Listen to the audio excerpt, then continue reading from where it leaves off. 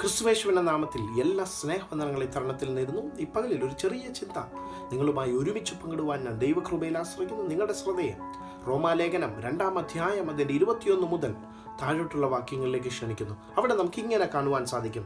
ഹേ അന്യനെ ഉപദേശിക്കുന്നവനെ, നീ നിന്നെ തന്നെ ഉപദേശിക്കാത്തതെന്ത്? മോഷ്ടിക്കരുതെന്ന് നീ പറഞ്ഞിട്ടും വീണ്ടും വീണ്ടും നീ മോഷ്ടിക്കുന്നുവോ? വ്യഭിചാരം ചെയ്യരുതെന്ന് പറഞ്ഞിട്ട് നീ വ്യഭിചാരം ചെയ്യുന്നുവോ?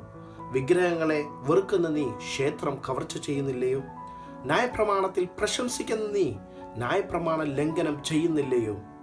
നിങ്ങൾ നിമിത്തം ദൈവത്തിൻ്റെ നാമം ജാതികളുടെ ഇടയിൽ ദൂഷിക്കപ്പെട്ടിരിക്കുന്നു എന്ന് എഴുതിയിരിക്കുന്നുള്ളൂ. ഈ പകലിൽ ഈ ചെറിയ ചിന്ത നമ്മൾ ഒരുമിച്ച് ചിന്തിക്കുവാൻ ദൈവം നമ്മളെ ഇടയാക്കട്ടെ.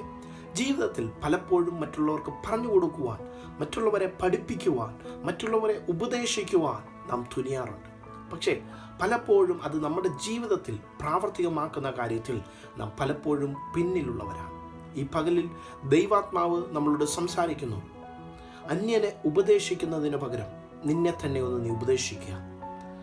മറ്റുള്ളവർക്ക് പറഞ്ഞു കൊടുക്കുന്നതിന് പകരം നമ്മുടെ ജീവിതത്തിൽ അത് പ്രാവർത്തികമായിട്ടുണ്ടോ എന്ന് നാം ഒന്ന് ചിന്തിക്കുക.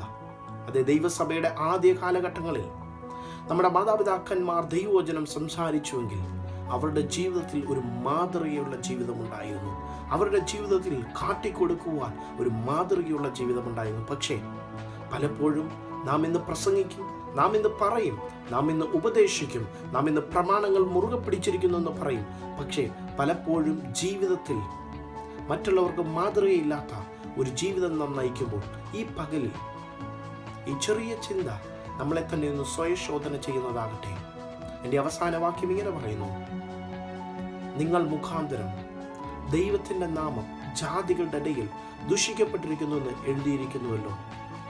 ഞാൻ കാരണം, എൻ്റെ കുടുംബം കാരണം, എൻ്റെ സഭ കാരണം അല്ല, എൻ്റെ സമൂഹം കാരണം ദൈവത്തിൻ്റെ നാമം ദുഷിക്കപ്പെടുവാനല്ല, ദൈവത്തിൻ്റെ നാമത്തെ ഉയർത്തുവാൻ കഴിയുന്നതാകട്ടെ. ഈ പകലിൽ ന്യായപ്രമാണത്തിൽ പ്രശംസ വെക്കുന്ന നാം ഓരോരുത്തരും ന്യായപ്രമാണ ലംഘനം ചെയ്യുന്നവരായിട്ടല്ല, അതെ, ന്യായപ്രമാണത്തിനൊത്തവണ്ണം നടക്കുന്നവരായി തീരുവാൻ, ന്യായപ്രമാണത്തിനൊത്തവണ്ണം കാൽച്ചുവടുകളെ വെക്കുന്നവരായി തീരുവാൻ ഈ പകലിൽ ദൈവാത്മാവ് നമ്മളെ പ്രബോധിപ്പിക്കുന്നു.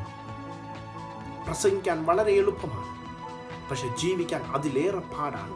ആകയാൽ പ്രസംഗിക്കുന്നതിന് മുൻപേ ജീവിതം മറ്റുള്ളവർക്ക് കാട്ടിക്കൊടുക്കുവാൻ, പ്രസംഗിക്കുന്നതിന് മുമ്പ് നമ്മുടെ ജീവിതം നമ്മെ തന്നെ ഒന്ന് ക്രമപ്പെടുത്തുവാൻ ഈ പകലിൽ ദൈവാത്മാവ് നമ്മളോട് സംസാരിക്കുന്നു.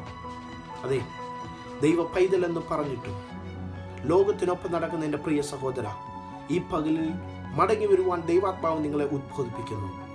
ഈ പകലിൽ എല്ലാ അനുഗ്രഹാശംസകളും നിങ്ങൾക്ക് നേരുന്നു. ദൈവം നിങ്ങളെ ധാരാളം അനുഗ്രഹിക്കുമാറാകട്ടെ.